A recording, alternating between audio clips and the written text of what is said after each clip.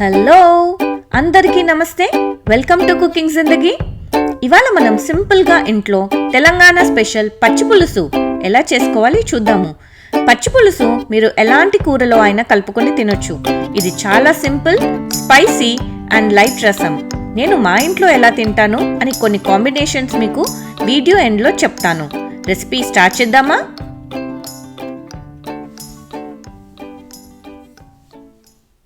ముందుగా నిమ్మకాయ సైజ్ అంత చింతపండు తీసుకుని ఒక బౌల్లో కొన్ని నీళ్లు తీసుకొని అందులో ఒక 15 నిమిషాల పాటు నానబెట్టుకోవాలి.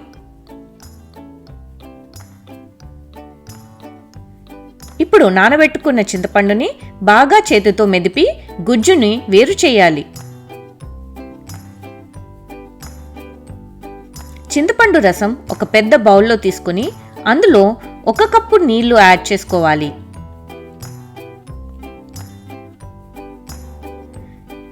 ఇప్పుడు కట్ చేసి పెట్టుకున్న పచ్చిమిర్చి ముక్కలు యాడ్ చేసుకుందాము.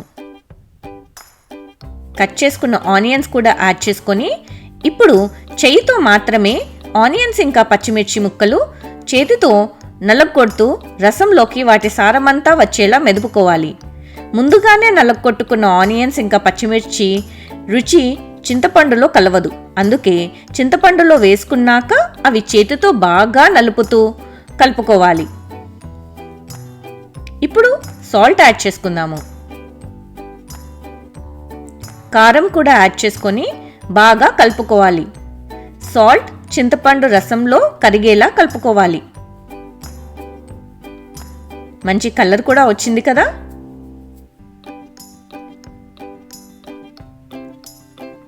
ఇప్పుడు తాలింపు కోసం ఒక ప్యాన్లో ఆయిల్ వేడి చేసుకొని అందులో ఆవాలు, జీలకర్ర, కరివేపాకు వేసుకొని ఇంకా పసుపు యాడ్ చేసుకొని బాగా కలపాలి.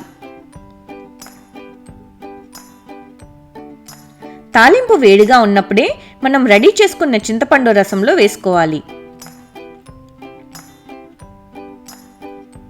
తాలింపు కలిసేలా కలుపుకోవాలి. ఫైనల్గా ఫ్రెష్ కొత్తిమీర యాడ్ చేసుకుందాము.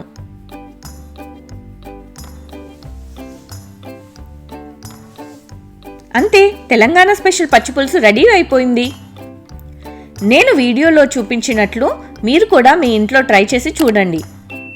ఈ పచ్చి పులుసుని అన్ని రకాల పప్పుతో తినొచ్చు. అంటే ముద్దపప్పు, టొమాటో పప్పు, పాలకూర పప్పు, పెసరపప్పు, ఇంకా నా ఫేవరెట్ పొటాటో కర్రీతో కూడా తినొచ్చు.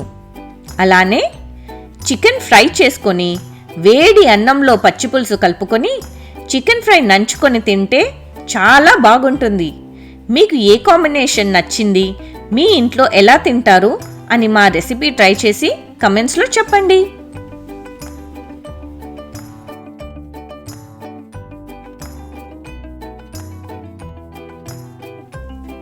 Subscribe to my channel and click the bell icon. Happy cooking Zindagi!